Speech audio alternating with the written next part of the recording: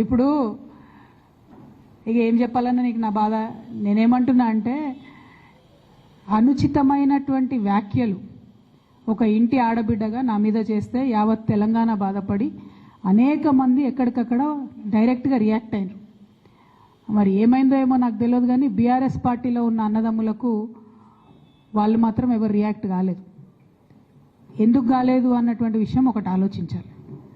రెండు, మీ అందరికీ తెలుసు నేను ఎప్పుడు కూడా నిర్దిష్టమైన సమాచారం లేకుండా మాట్లాడను. ఇవాళ నేను చాలా నిర్దిష్టమైన సమాచారంతో చెప్తున్నా. ఆ వ్యాఖ్యల వెనుక ఒక బీఆర్ఎస్ పెద్ద నాయకుడి హస్తం ఉన్నది. అందుకనే బీఆర్ఎస్ పార్టీ నాయకులు ఎవరు కూడా రియాక్ట్ కాలేదని చెప్పి నేను బలంగా నమ్ముతా ఉన్నాను.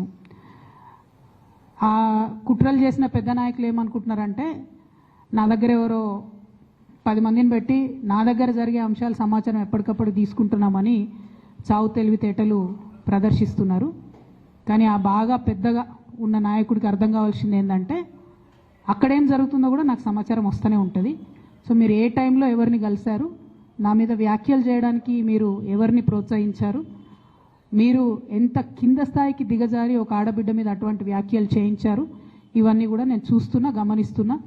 నేను బలంగా కర్మ సిద్ధాంతాన్ని నమ్ముతున్నా. నేను మళ్ళీ చెప్తున్నా, ఇవాళ మీరు నన్ను ఒంటరి చేసి ఏదో చేయాలని అనుకోవచ్చు, నా మీద ఇటువంటి వ్యాఖ్యలు చేపించి శునకానందం పొందొచ్చు టెంపరీగా, కానీ దేవుడు అనేవాడు ఉన్నాడు. ఖచ్చితంగా అది మీకు తిరిగి కొట్టే సమయం వస్తుంది. ఒకటి.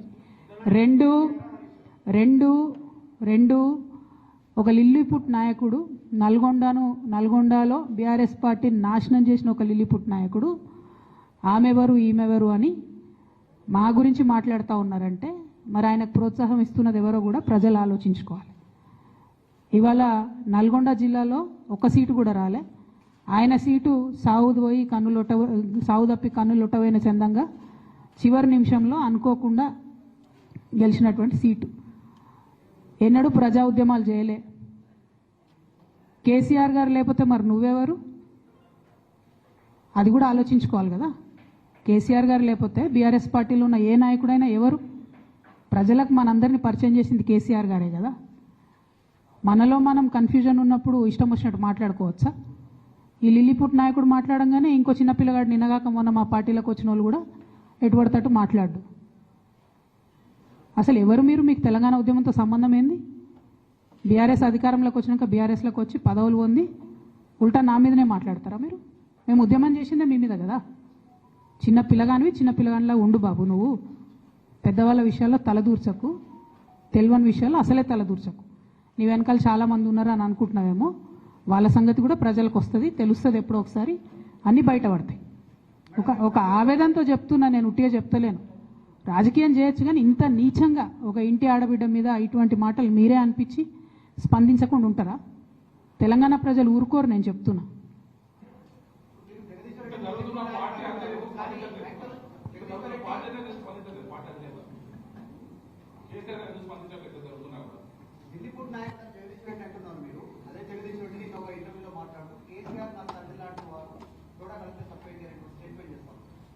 నేనేమంటున్నా, కేసీఆర్ గారు నాకు తండ్రి. వారికి నేను అంతరంగికంగా రాసినటువంటి ఉత్తరాన్ని బయటపెట్టి మొత్తం పార్టీలో జరుగుతున్న అంశాలన్నీ బహిర్గతం చేసింది ఎవరు? ఇయాల ఆ అంశాలన్నీ బహిర్గతం చేసి నన్ను మాట్లాడడానికి ఫోర్స్ చేసి ఇప్పుడు మళ్ళీ దాని చుట్టూ ఇట్లాంటి డ్రామాలు ఆడుతున్నటువంటి వాళ్ళు ఎవరు? ప్రజలకు కూడా తెలుస్తుంది తప్పకుండా. కానీ ఒక మన పార్టీకి సంబంధం లేని, బీఆర్ఎస్ పార్టీకి సంబంధం లేనటువంటి వ్యక్తి చేత మన పార్టీ నాయకులే ఊతమిచ్చి నా మీద వ్యాఖ్యలు చేయించారనడానికి నా దగ్గర వందలాది ఆధారాలు ఉన్నాయి. ఖచ్చితంగా అది టైం వచ్చినప్పుడు బయటపడుతుంది, ప్రజలకు కూడా అర్థమవుతుంది. అయితే ఇంపార్టెంట్ ఇష్యూ ఇక్కడ బీసీల ఇష్యూ. దయచేసి రేపటి నుంచి ఖచ్చితంగా 72 గంటలు దీక్ష చేయాలనేటటువంటి ఉక్కు సంకల్పంతో మేమందరం ఉన్నాం. ప్రభుత్వాన్ని మళ్ళీ రిక్వెస్ట్ చేస్తూ ఉన్నాం, మీరు మాకు మా బాధను చెప్పుకునే అవకాశం ఇవ్వండి. మీరు కాంగ్రెస్ అంటే బీజేపీ అంటే కాంగ్రెస్ అని తూకిత్తా అని చెప్పి బీసీలకు అన్యాయం చేసే ప్రయత్నం దయచేసి చేయకండి. మాకు 72 గంటలు మాట్లాడే అవకాశం ఇవ్వండి. మేము అక్కడ కూర్చొని సత్యాగ్రహం చేస్తాం.